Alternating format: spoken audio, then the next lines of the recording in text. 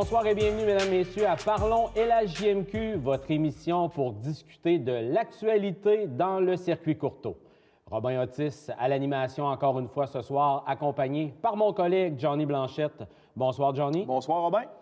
Ça va être intéressant de discuter aujourd'hui. Il n'y a pas beaucoup d'activités dans la Ligue, il n'y a pas beaucoup d'activités sportives en général, pas beaucoup, et je dirais qu'il n'y en a pas du tout d'activités dans la LHJMQ. On n'analysera pas avec vous les semaines de l'Océanique, du Drakkar et des Remparts, puisqu'il n'y a pas eu de match. Vous savez la situation avec le coronavirus. Mais par contre, Johnny, on a quand même un bloc actualité qu'on va présenter à l'instant.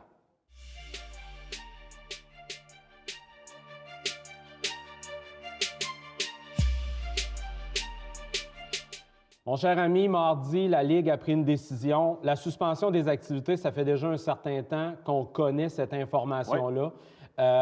On verra quand on peut reprendre et si on peut reprendre la saison régulière et les séries. Par contre, il y a des événements où là, on a tiré un trait. Ces événements-là sont annulés avec la présence possible de la pandémie et du virus. Donc, on parle du Gala des Rondelles d'Or, on parle du New England Showcase, du défi d'excellence Gatorade et du camp d'entraînement des gardiens de but. On veut éviter les rassemblements. Bien, c'est dans l'optique là, des décisions de la Ligue. Exactement. Donc ça, c'est pour les jeunes espoirs la plupart de ces événements-là. La Ligue Midget 3 qui a cessé ses activités également, les séries éliminatoires, les tournois et tout ça. Donc, pour les jeunes espoirs qui pensaient avoir l'occasion de se faire voir par les différents dépisteurs des équipes de la Ligue junior majeure du Québec, ça ne sera pas possible cette année, mais on comprend ça avec ce qui se passe présentement. C'était des bonnes décisions à prendre. C'est une situation exceptionnelle qui demande des mesures exceptionnelles. On espère que tout le monde va tenir rigoureusement les recommandations qui sont faites au niveau du personnel de la santé. On espère revoir du hockey junior et du sport en général cette année, Johnny, pour la fin de la saison et les séries. Mais on se doit d'en parler. Dans la Ligue, il y a quand même différents scénarios qui peuvent se dessiner. Mais avant de parler de ces scénarios-là, ça a un impact économique. Si on annule la fin de la saison, on va retarder probablement cette décision-là le plus longtemps qu'on est capable de le faire. C'est des pertes, tu as fait un petit calcul, qui peuvent représenter quand même des montants importants pour l'ensemble de la Ligue, mais pour chacune des formations. Absolument. Juste avec les entrées, on regarde le nombre de matchs qui restait à faire en saison régulière. La saison régulière, on est tout près de 2 millions.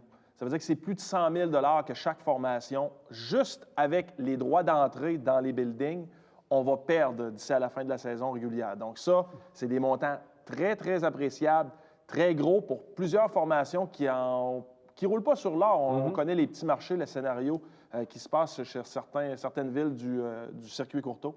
Donc c'est de l'argent, beaucoup, beaucoup d'argent. Oui, c'est une situation qui est mondiale. Il faut s'y attarder, c'est certain. Les bonnes décisions ont été prises.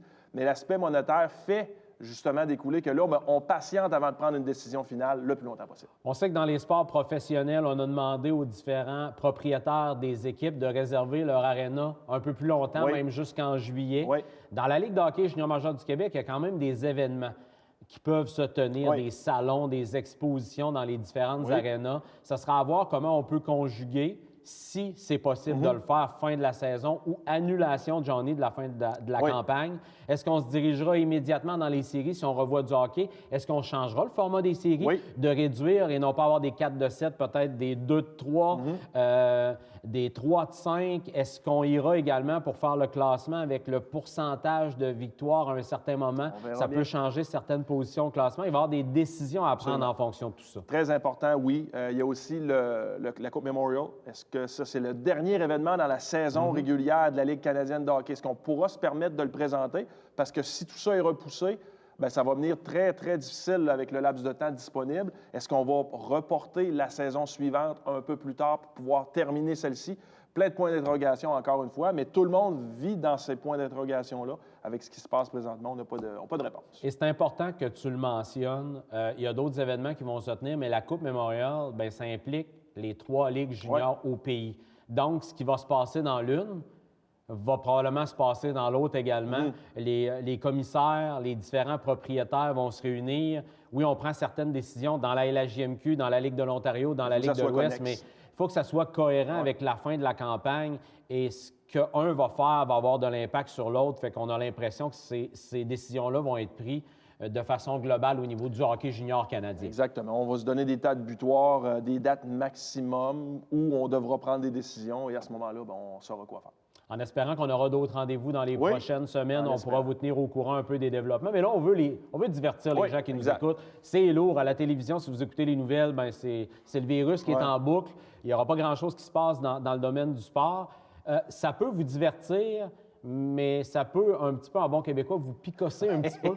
On avait choisi quand même aujourd'hui de regarder qu'est-ce qui aurait pu se passer si les séries débutaient là, dans les prochains jours. Et c'est le deuxième bloc qu'on vous présente à l'instant.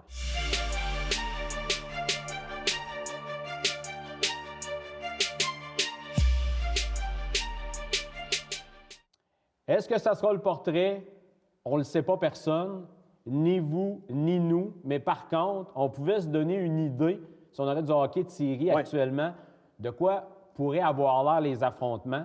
Et pour faire ça, il faut débuter de la bonne façon. C'est en regardant le classement des associations, classement qu'on va pouvoir vous présenter à l'écran. Et après ça, on ira peut-être un petit peu plus en détail dans les affrontements possibles pour nos trois formations vedettes, l'Océanique, le Drakkar et les Remparts. Exactement. On va y aller d'hypothèses, comme tu as mentionné. On va s'amuser quelque peu avec ce qui s'est passé. Vous voyez le classement avant la pause, ce qui se passait dans les deux associations. C'est signe que les Moussets d'Halifax et le Titan de Bathurst se dirigeaient vers une exclusion des séries éliminatoires, ce qui probablement aura arrivé. Donc, on peut commencer à voir les différents scénarios. On veut commencer avec l'Océanique de Rimouski, qui aurait affronté ou qui pourrait affronter les Sea Dogs de Saint-Jean. Oui, puis juste avant d'aborder le sujet que tu viens de mettre en place, je tiens à mentionner, j'ai parlé de pourcentage de victoire. Oui. Pourquoi on élabore ce scénario-là dans les différentes ligues? C'est tout le temps dans l'esprit où c'est pas toutes les équipes qui ont le même nombre de matchs de jouer. Là, c'est pas pire dans la LHJMQ, 63 pour certains, 64 pour d'autres. Il y a des ligues où il y a des plus grosses différences entre les matchs. Fait que ça sera à voir comment on dessinera le portrait des séries si jamais ça a lieu. Tu parlais d'un affrontement possible entre l'Océanique et les Sea Dogs. On le voit à l'écran. On peut peut-être en parler un peu plus en détail, comparer les deux formations. C'est deux équipes qui n'ont pas tout à fait la même saison, là. On est en apprentissage encore une fois chez les Sea Dogs de Saint-Jean. L'offensive, on est plus 26 dans les buts marqués, une petite différence du côté de l'Océanique, mais en défensive, les Sea Dogs en arrachent. On est moins 104 buts accordés du côté de Rimouski versus Saint-Jean. Donc, Saint-Jean accordait énormément de buts. C'est peut-être l'équipe sur mesure pour l'Océanique de Rimouski en cette première ronde hypothétique, parce que, justement, la défensive n'est pas à point. Le jeu dans leur territoire n'est pas à point. Donc, pour l'Océanique, on connaît la force de frappe de cette formation-là. Ça serait difficile pour les Sea Dogs. Et les différentiels de buts pour et buts contre, si vous regardez ce que vous avez vu à l'écran sur le tableau, il y avait les deux matchs qui se sont déroulés entre les deux formations, 6-1 et 3-2, des victoires de Rimouski. Souvent, on tend à penser que tout passe par Alexis Lafrenière, mais c'est quand même intéressant de mentionner que Cédric Paré, que Dimitri Zadgorovny, qui ont joué les deux matchs chacun, 3 buts, 3 passes pour le premier, 1 but, 5 passes pour le deuxième. On devra faire attention à forces égales. On finit à -1 quand même, là, les affrontements entre les deux équipes cette saison. Mais l'offensive est encore venue pas mal du premier trio. Troisième meilleur marqueur face aux Sea Dogs, c'est Alexis Lafrenière. Et ce qui est intéressant à mentionner, c'est la part des différents gardiens de but, parce qu'il ne faut pas oublier que Colton Ellis a raté une bonne portion de la campagne. Exactement. Et Ellis, on ne l'a pas vu en uniforme face aux Sea Dogs cette saison dans les deux matchs. Tu parlais de l'offensive. Premier trio, oui. L'avantage numérique aussi était très, très, très bonne du côté de Rimouski face aux Sea Dogs durant ces deux matchs-là. Donc, le banc de pénalité, ça va être à restreindre du côté des Sea Dogs si, éventuellement, il y a une série entre les deux équipes. Kakovic, Lemus et Poirier ont été les trois marqueurs sur les deux matchs des Sea Dogs face à l'Océanique. Il y a quand même Zachary Boutillé. Sa moyenne n'est pas très, très reluisante au niveau du pourcentage de buts accordés par match. Mais il y a eu pas mal de travail. Bien, le pourcentage irait très bien. Là. Au 910, après deux défaites, avec une moyenne de buts très haute, comme tu l'as dit. Donc, c'est certain qu'il a fait le travail, même s'il a occasionné deux défaites à sa formation. On regarde l'autre affrontement possible pour les formations qu'on a en vedette à la chaîne Ma Communauté. Et cette fois-ci, on parle du Drakkar de Bécomo, et qui aurait un client pas très, très facile, les Wildcats de Moncton. Vous voyez les résultats des matchs à l'écran. Et ce serait une occasion d'un ancien capitaine de revenir face à son ancienne équipe, ce qui pourrait donner quand même un duel intéressant, même si au départ, Johnny, les forces sur papier semblent inégales. Absolument. Ça se ressemble dans les attaques massives.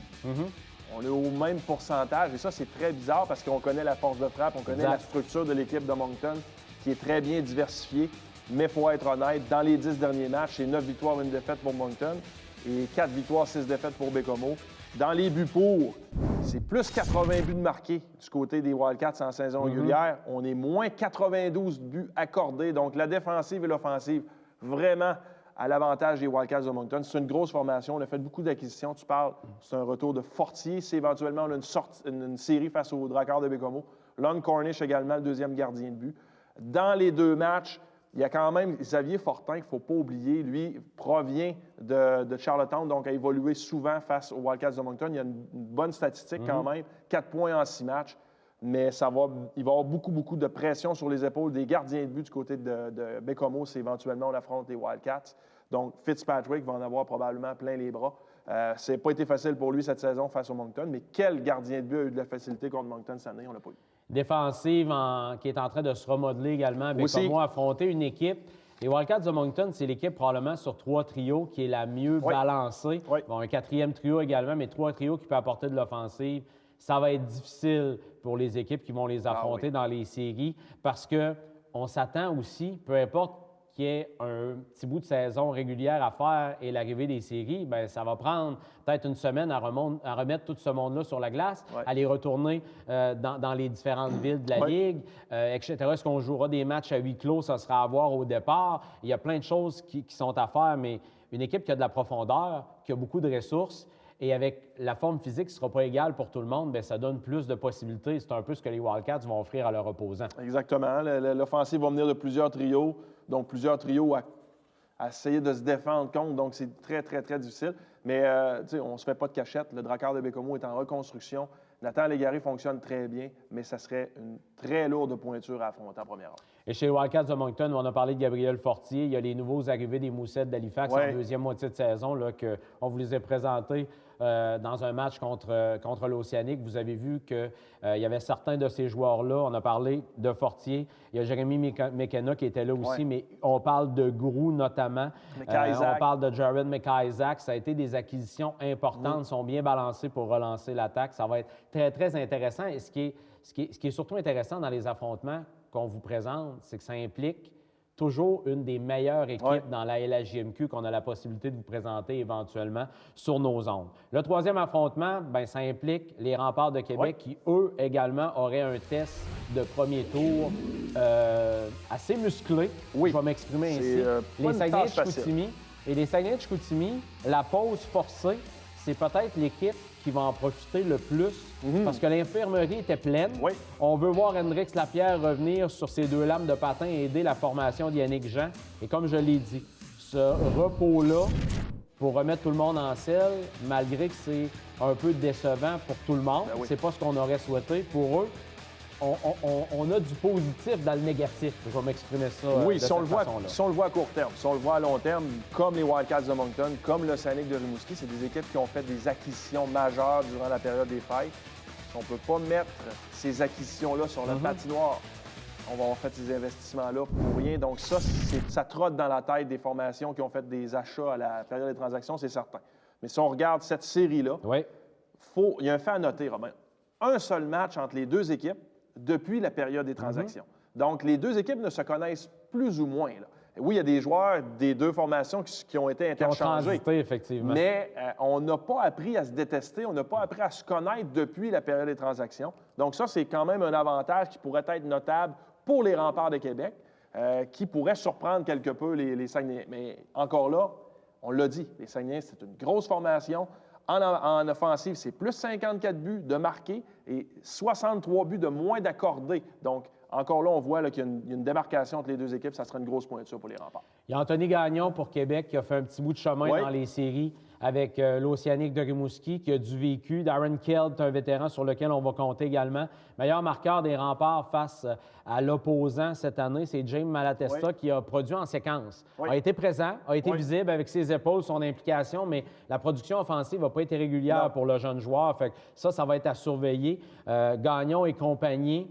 Holmes, qui vient d'une autre ligue, on va devoir les voir. s'il y a une réponse aux attaques des Saguenayens et s'il y a quelqu'un qui peut mettre un point d'interrogation dans la tête, c'est devant le filet. Oui. Patrick Roy est un entraîneur d'expérience qui va être capable d'y aller de certaines déclarations, certains mouvements au niveau des trios, malgré qu'on n'aura pas l'avantage de la glace au départ, donc on n'aura pas le dernier changement dans les premiers matchs de la série.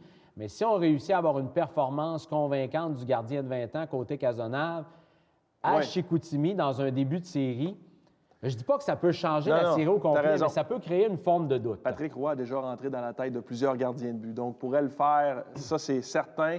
Il va le jouer, ses cartes. C'est certain, on le connaît bien là-dessus, côté stratégique. Donc, il y a ça. Il y a un autre aspect aussi que je veux mettre en lumière, c'est l'avantage numérique des Remparts de Québec qui est plus performant en date d'aujourd'hui que celui des Saguenayens de Chicoutimi. Ça, c'est pratiquement invraisemblable. C'est une chose qu'il faudra corriger absolument si éventuellement on a des séries éliminatoires pour les Saguenayens. C'est le pain et le beurre de plusieurs formations dans les séries, aller chercher des buts en avantage numérique. Ce qu'on fait moins bien que les Remparts. Et dans les matchs, un contre l'autre, en saison régulière, on frappe pour 40 d'avantage numérique les Remparts face aux Saguenayens de Chicoutimi. Donc ça, il faudra avoir cette statistique-là en tête aussi. Se remettre un peu de forme dans les jambes, ça va peut-être être dur pour certaines formations. Je suppose que Yannick Jean est un peu nerveux parce que c'est l'équipe qui a investi beaucoup, qui a dépensé beaucoup de choix au repêchage. S'il faut que cette saison-là ne se termine pas avec des séries et peut-être un parcours au printemps, il va avoir un goût amer, non pas seulement sur la saison, mais sur l'avenir des prochaines campagnes au Saguenay. Mais par contre, si on se remet à jouer au hockey, quand on a des joueurs qui ont connu un printemps un peu plus long, des Bibeau, des Harvey Pinard, qui sont, oui, des leaders, mais des leaders qui l'ont vécu et qui sont probablement capables de motiver les troupes d'une façon assez impressionnante. C'est des armes que Yannick Jean a dans sa manche actuellement. Exactement. Il les a. Donc, s'il y a du hockey, il va être à prendre en considération. On le sait depuis le début, les Saguenayens, avec les blessures, comme tu as mentionné en préambule, c'est certain que cette équipe-là ne performe pas au niveau où on s'attendait encore parce qu'on n'a pas eu un alignement complet depuis la fin des périodes des transactions. Donc, c'est certain que c'est une équipe qui va être à surveiller. Mais encore là, comme les équipes qui ont fait des investissements au fait, ont pris le Seigneur pour qu'il y ait une poursuite de la saison et des séries éliminatoires cette année, si le côté santé peut être de notre côté. Bien justement, il nous reste à peu près un petit peu de temps à la fin, 1 minute 30. C'est dur de prévoir qu'est-ce qui va arriver. Les mesures changent au niveau gouvernemental et tout ça. Est-ce que les équipes prendront certaines décisions? Si ça se calme un petit peu dans les prochaines semaines, est-ce qu'on ira par étapes, peut-être faire des matchs un peu clos, pas de spectateurs, au moins pour avoir un peu de hockey et voir comment les choses vont progresser? Comment tu penses que ça va se terminer tout ça? Est-ce qu'on aura du hockey avant l'été? Moi, je ne veux pas être pessimiste, mais avec ce qui se passe présentement, la tangente qu'on a présentement, tout ferme, les rassemblements de gens sont interdits et tout ça.